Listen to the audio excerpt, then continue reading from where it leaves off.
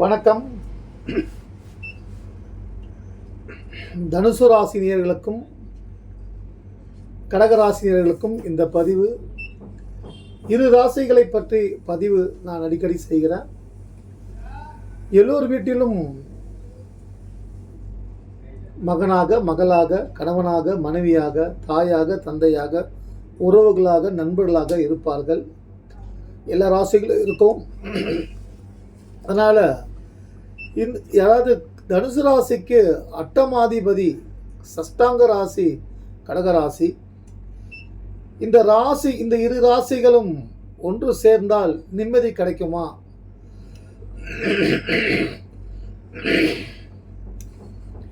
ஒரே அதாவது பிஸ்னஸில் பார்ட்னராக இருந்தால் இவங்களுக்குள்ள ஒரு பாண்டிங் இருக்குமா? நன்மை கிடைக்குமா? சந்தோஷம், நிம்மதி கிடைக்குமா? இந்த இரு ராசிகளில் திறமைசாலிகள் அப்படின்னு எதாவது இருக்கா? யார் திறமைசாலிகள்? இப்போது தனுசு ராசிக்கு யார் வீக்காக இருக்காங்கன்னா, குரு பகவான் வீக்காக இருக்காங்க. குரு 6ஆம் இடத்துல பகை சாரத்தில் இருக்காங்க. கடகராசிக்கு சனி பகவான் அஷ்டமத்தில் அமர்ந்து உள்ளார். கடகராசிக்கு அஷ்டமத்தில் அமர்ந்து உள்ளார். இன்று அமாவாசை. அதாவது நம்முடைய முன்னோர்கள், அமாவாசை என்றால் என்ன என்று கேட்டால், நம் முன்னோர்கள், நம்முடைய தாத்தா பாட்டி, அவங்களுக்கு அப்பா அம்மா வீட்டில், அதாவது அப்பா இல்லைன்னா அப்பா இல்லை, அப்பா இல்லைன்னா அந்த ஆத்மா, அம்மா இல்லைன்னா அம்மாவோட ஆத்மா, இந்த ஆத்மாக்கள் எல்லாம் சிவபெருமானிடம் தவம் இருந்து பூலோகத்தில் என் உறவுகளை சந்திக்க வேண்டும் என்று வேண்டிக்கொண்டு, விரதம் இருந்து வேண்டிக்கொண்டு பூமிக்கு வந்து தன்னுடைய வாரிசுகளை பார்த்து சந்தோஷம் அடைந்து அவர்களை ஆசீர்வாதம் செய்துவிட்டு போகும் நாள் தான் அமாவாசை. அதில் பார்த்தீங்கன்னா இப்போது ஆடி அமாவாசை, தை அமாவாசை, இப்போ புரட்டாசி அமாவாசை. இது தை அமாவாசை அவங்க அங்கேருந்து புறப்படுற நாள் அப்படின்னு சொல்கிறாங்க. அது எந்த அளவுக்கு உண்மைன்னு தெரியாது. இந்த புரட்டாசி அமாவாசை இந்த பூமியில் சேரக்கூடிய மகாலய அமாவாசை, பூமியில் அவங்க சேரக்கூடிய அந்த டைம், அத்தனை அவ்வளோ மாதங்கள் கடந்து பூமிக்கு வராங்கன்றது அர்த்தம். மறுபடியும் மீண்டும் அவர்கள் போவது ஆடி அமாவாசை அப்படின்னு சொல்கிறாங்க. அது எந்த விதத்தில், அதாவது அதாவது இதுக்கு விவாதம் பண்ணாமல் நல்ல விஷயமாக இருந்தால் அதை ஏற்றுக்கொள்வது நல்லது. இந்த நேரத்தில் நீங்கள் எதுவுமே எங்கள் வெளியூரில் இருக்கீங்கன்னா கூட, எந்த இடத்துல இருந்தாலும் அங்கே யாருக்காவது ஒரு 4 பேருக்கு அன்னதானம் வாங்கி கொடுங்க, நல்ல சாப்பாடு வாங்கி கொடுங்க. உங்கள் வீட்டில் யார் இல்லையோ, கூட பிறந்தவங்க கூட ஆக்சிடெண்ட்டில் இறந்துருக்கலாம், உடம்பு சரியாமல் இறந்துருக்கலாம், இல்லை ஏதாவது அப்பா இல்லாமல் இருக்கலாம். அவங்களுக்கெல்லாம் பார்த்தீங்கன்னா யாரையாவது நினைத்து கொண்டு அந்த நேரத்தில் அங்கே இருக்கக்கூடிய காக்காவுக்கு ஏதாவது உணவு வைங்க. இதுதான் செய்யணும். இது செஞ்சுட்டு அன்னதானம் இடுவது, அவர்கள் அன்னதானம் நீங்கள் யார் கொடுக்குறீங்களோ அந்த உருவத்தில் உடல் இறங்கி, ஆத்மா இறங்கி அவர்கள் சாப்பிட்டு விட்டு நமக்கு வாழ்த்துக்களை, கிரக தோஷங்கள், பூர்வ ஜென்ம கர்மாக்கள் இவையெல்லாம் விலக ஆசீர்வாதம் செய்துவிட்டு போவார்கள். இன்று அமாவாசை திதி, குரோதி வருடம் புரட்டாசி மாதம். இன்று அமிர்த யோகம் 1:47 வரைக்கும் பார்த்தீங்கன்னா உத்திர நட்சத்திரம், அதன் பிறகு அஸ்த நட்சத்திரம். என்று தனுசு ராசிக்கு மூலம் பூராடம், உத்திராடம், மூலம் கேது தசை இவர்களுடைய ஜனகால தசையாக இருக்கும். பூராடம் சுக்கிர தசை ஜனகால தசையாக இருக்கும். உத்திராடம் சூரிய தசை ஜனகால தசையாக இருக்கும். கடகராசிக்கு புனர்பூசம், பூசம், ஆயில்யம். புனர்பூசம் குரு பகவான் அவருடைய ஆதிக்கம் நிறைந்த அந்த தசை அவருடைய ஜனகால தசையாக இருக்கும். அது பூசம் சனீஸ்வர பகவானின் தசையாக, ஜனகால தசையாக இருக்கும். அடுத்து பார்த்தீங்கன்னா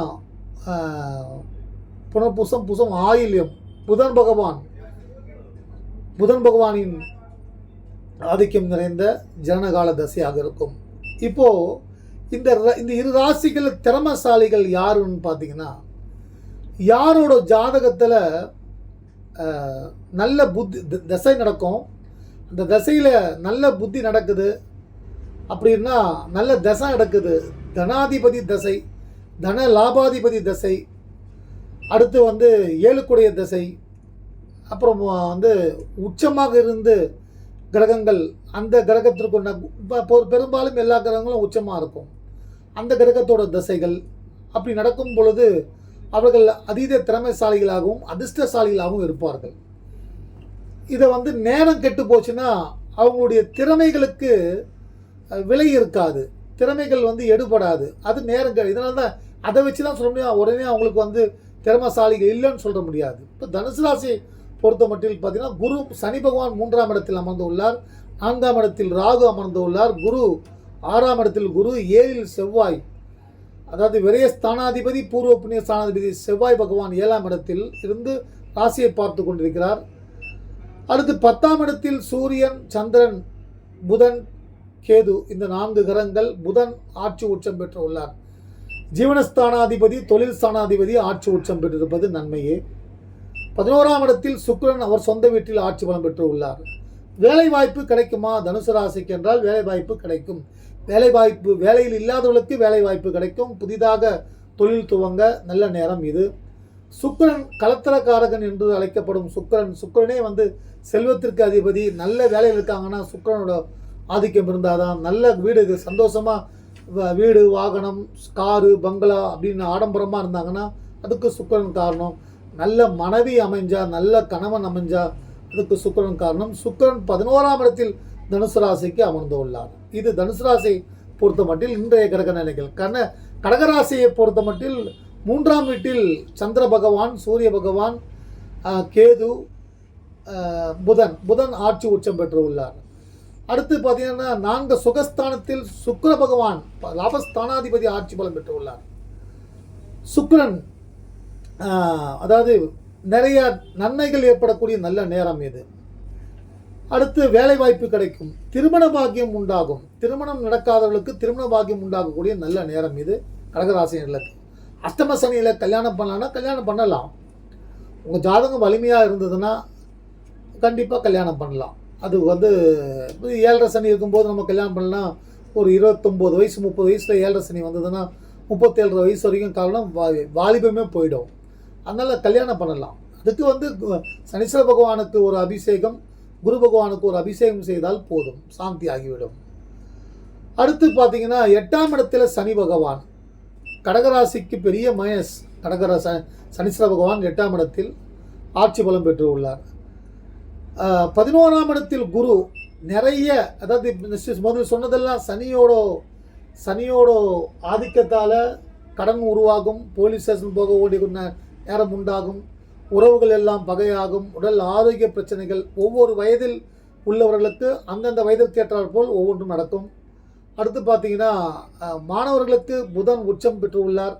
அதனால் கடகராசியை பொறுத்தமட்டில் 2 கிரகங்கள், குருவும் அந்த கல்விக்குண்டான கிரகம் குரு என்ன அங்கேயே ஆசிரியர் இருக்குது, அந்த கிரகம் 11ஆம் இடத்தில் இருப்பதால் நிறைய நன்மைகள். படித்து முடித்தவர்களுக்கு வேலை வாய்ப்பு கிடைக்கும், நிறைய நன்மைகள். சனியால் சில கெட்டது நடக்கும், அவ்வளோதான்.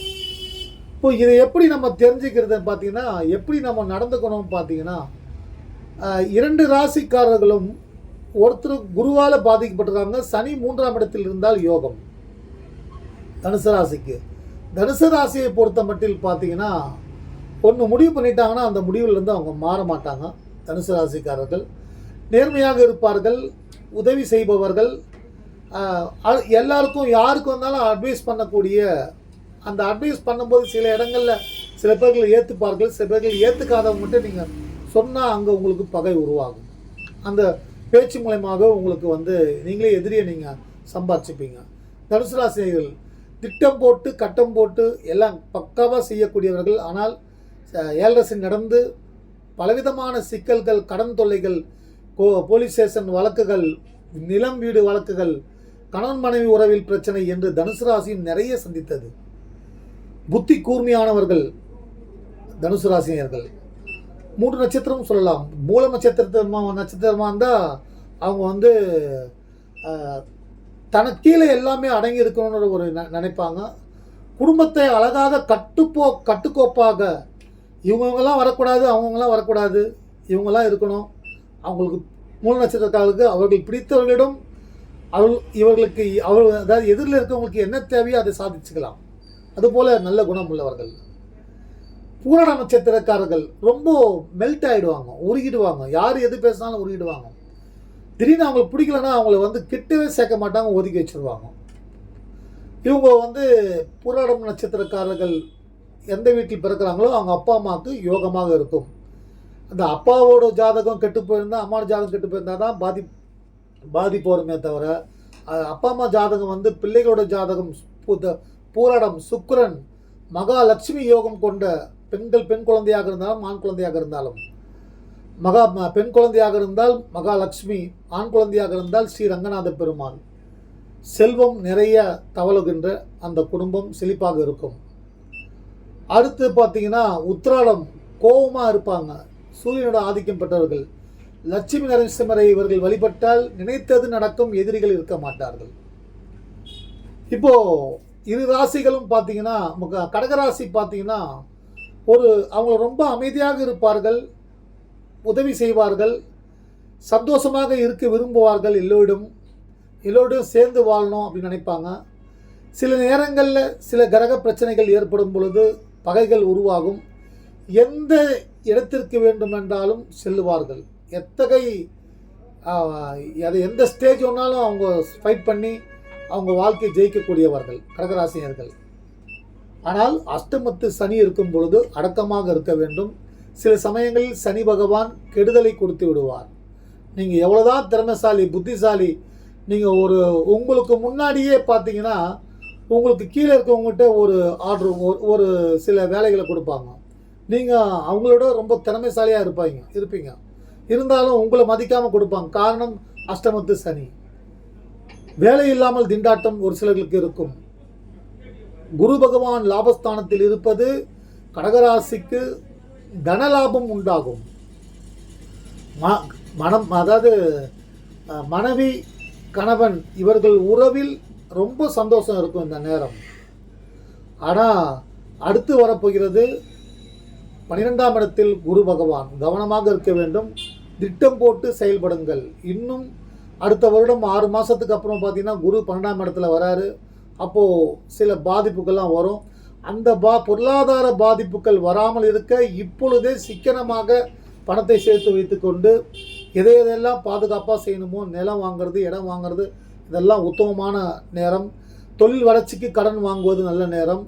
ஆனால் வந்து தேவையில்லாத ஆடம்பர பொருளுக்காக கடன் வாங்குவது, ரொட்டேஷன் பண்ணுவதெல்லாம் அடுத்து ஒரு நெருக்கடியான சூழ்நிலையை விட்டுடும். இந்த இரு ராசிகள் ஒன்றாக இருந்தால் நல்லது நடக்குமா? குரு அங்கு உச்சம் பெறுகிறார். கடகராசியில் குரு பகவான் உச்சம் பெறுகிறார். தனுசு ராசிக்கு அதிபதியான குரு பகவான். வேறு எந்த ராசியிலும் உச்சம் பெற மாட்டார் குரு பகவான். தனுசு ராசியில் ஆட்சி பலம் பெறுவார். குருவோட பவரும் அவங்களுக்கு அதிகமாக இருக்குது. கடகராசினர்களுக்கு ஒரு தாய்மை குணம் உண்டாக இருக்கும். இவங்களுக்கு என்ன, ஒரு கடகராசிக்காரர்கள் இந்தந்த ராசிக்காரர்கள் மோதினால் ஜெயிக்க முடியாது. கும்பராசிக்காரர்கிட்ட மோதினா ஜெயிக்க முடியாது. அடுத்து மித ராசிக்காரங்கிட்ட ஜெயிக்க முடியாது. கன்னிராசிக்காரர்கிட்ட ஜெயிக்க முடியாது. மற்ற இருக்கக்கூடிய ராசிகளிடம் ஈஸியாக அதாவது பார்த்தீங்கன்னா கடகராசிக்கு எல்லா ராசிகளும் ஓரளவுக்கு அப்படியே ஒன்றா சேர்ந்து இணக்கமாக இருக்கக்கூடிய சூழல்கள் உண்டாகும். இதில் ஜாதகத்தில் கடகராசிக்காரர்களும் சரி, தனுசு ராசிக்காரர்களும் சரி, உங்கள் ஜாதகத்தில் கிரக அமைப்புகள் சிறப்பாக அமைந்திருந்தால் 7 சனியும் அஷ்டமத்து சனியும் அஷ்டமத்து குருவும் உங்களுக்கு எந்த தடையும் செய்யாது. ஒரு அம்மா புள்ள கடகராசி தனுசு ராசியாக இருந்தால் சில பிரச்சனைகள் வரும். ஆனால் அது எப்போ வரும் பார்த்தீங்கன்னா, நிறைய பேர் சொல்லுவாங்கன்னா, என்னுடைய மனைவி கடகராசி, நான் தனுசு ராசி, எங்களுக்குள்ளே எதுவும் சண்டை சச்சரவு இல்லை அப்படின்னு சொல்லியது உண்டு. ஆனால் அவங்களுக்கு ஒரு நேரம் பாதிக்கும் பொழுது அவங்களுக்கு அஷ்டமத்து குரு ஏழரை சனி, இப்போ அஷ்டம சனி, இது போன்ற தருணங்களில் சில சிக்கல்கள் வரும். அப்போ தான் அவங்களுக்குள்ள அந்த அந்த 8ஆம் சஷ்டாங்க ராசியோட உள்ளே இருக்கக்கூடிய அந்த பகையே வெளியே வரும். இந்த இரு ராசிகளும் அறிவாளிகள் தான். தனுசு ராசி கிரக வழிபாடுகளை மேற்கொள்ளுங்கள். தனுசு ராசிக்கு மிக மிக நன்மைகளை செய்யக்கூடிய கிரகம் சனி பகவான். சனீஸ்வர பகவானுக்கு எல் தீபம் ஏற்றி வழிபடுங்கள், யோகம் உண்டாகும். அடுத்து சுக்கிர பகவான், 11ஆம் வீட்டிற்கு அதிபதி சுக்கிர பகவான். மகாலட்சுமி அன்னையை வழிபடுவதால் தனலாபம் உண்டாகும், கடன் விலகும். அடுத்து முருகப்பெருமானை வழிபடுவதால் புத்திரர்கள் மூலம் வரக்கூடிய பிரச்சனைகள், அதாவது தன்னுடைய பிள்ளைகள், மகன்கள் மூலம் வரக்கூடிய பிரச்சனைகளை நீங்க அவர்களுக்கு நல்லது நடக்க, அவர்களுக்கு திருமணம் நடக்க, அவர்களுக்கு நல்ல வேலை கிடைக்க, அவர்களுக்கு வெளிநாடு போக வாய்ப்பு உண்டாக செவ்வாய் பகவானை வழிபடுவது, முருகப்பெருமானுக்கு தீபமேற்றி அர்ச்சனை செய்வதன் மூலமாக நிறைய நன்மைகள் உண்டாகும். கடகராசியை பொறுத்த மட்டில் பார்த்தீங்கன்னா லட்சுமி நரசிம்மரை, சூரிய நாராயண பெருமாளை, தனஸ்தானாதிபதி தினம் சூரிய நமஸ்காரம் செய்வது யோகம் உண்டாகும். தனுசு ராசிக்காரர்களுக்கும் லட்சுமி நரசிம்மரை வழிபடுவது கணவன் மனைவில் உறவில் எந்த பிரச்சனையும் இருக்காது. சில பேர் கணவன் மனைவி கடகராசியும் தனுசு ராசியும் ஒத்துமையாக இருப்பாங்க. ஆனால் பார்த்தீங்கன்னா அவங்களுக்கு அந்த தனஸ்தானாதிபதி சூரிய பகவான் அந்த நீச்சம் பெற்றிருப்பார் துலா ராசியில். அப்போ பார்த்தீங்கன்னா கணவனுக்கு உடம்பு சரியாமல் போகும், மனைவிக்கு உடம்பு சரியாமல் போகும், மருத்துவ செலவுகள் வந்துட்டே இருக்கும். எவ்வளவு வரவுக்கேற்ற செலவு வந்தால் பரவாயில்ல, வரவை விட செலவு 10 மடங்கு ஆகும். இப்போ நேரம் கெட்டு போயிருக்கு. இந்த நான் சொல்லக்கூடிய தெய்வங்களை வழிபட்டு உங்கள் முயற்சியில் நீங்கள் தொடர்ந்து செய்து கொண்டு வந்தால் உங்கள் வாழ்க்கையில் எந்த கஷ்டமும் வராமல் சிறப்பாக வாழலாம். ஒரு சின்ன கடன், நீங்கள் வாங்கக்கூடிய சின்ன கடன் வாங்கினா அந்த கடன் இவ்வளோ பெருசாகுமான்றது யாருமே நினைக்க மாட்டோம். ஒரு 2 லட்சமா இப்போல்லாம் 2 லட்சம்லாம் பெரிய விஷயமே கிடையாது. 2 லட்சம் கடன் வாங்கிட்டு அது அடைச்சிடலாம் சொல்லும்போது அதுக்கு வட்டி கட்ட, அடுத்த மாதம் வட்டி கட்ட, அடுத்த மாதம் வட்டி கட்ட, தொடர்ந்து வட்டி கட்ட பார்த்தீங்கன்னா அது கிட்டத்தட்ட 10 லட்சம் 5 லட்சம் போய் 25 லட்சமாக நிற்கும். அதனால் கடன் வாங்குவதை நிறுத்தி விடுங்கள், நிம்மதி உண்டாகும். கடன் தொழில் வளர்ச்சிக்காக வாங்கலாம், ஆடம்பர பொருளுக்காக கடன் வாங்காதீர்கள். கடகராசி தாய்மை குணம் கொண்டவர்கள். அதாவது சூரியன் சிம்ம ராசி தந்தையால் சிவபெருமானாகும். கடகராசி சந்திரன் அன்னை பார்வதியாகவும் ஜோதிட சாஸ்திரத்தில் உள்ளார்கள். அப்போது தாய்மை குணம் அதிகமாக இருக்கும். யாரையும் எதுக்கணுன்ற ஒரு தைரியத்தை விட்டுடுங்க. அதை விட்டுட்டு உங்களுடைய வளர்ச்சி மேலே நீங்கள் கவனம் செலுத்தணும். அதை மட்டும் பண்ணுங்க. அதிக கோபம் வரும் கடகராசிக்காரர்கள். உங்களுக்கு கஷ்டமும் அதுதான். நீங்கள் பேசக்கூடிய வார்த்தைகள் தான் உங்களுக்கு சிக்கலை கொடுக்கும் கடகராசிகளுக்கு. ஏன்னா அஷ்டமத்து சனி பார்த்தீங்கன்னா 7.5 சனி வந்தால் எப்படி பாதிப்பு வருமோ அது மாதிரி 3 மடங்கு வரும். வாகனங்களை மிக கவனமாக ஓட்ட வேண்டும். விபத்துகளை தவிர்க்க நிதானமாக ஓட்டுவது நல்லது. ஆஞ்சநேயர் பகவானுக்கு துளசி அர்ச்சனை செய்வது நல்லது.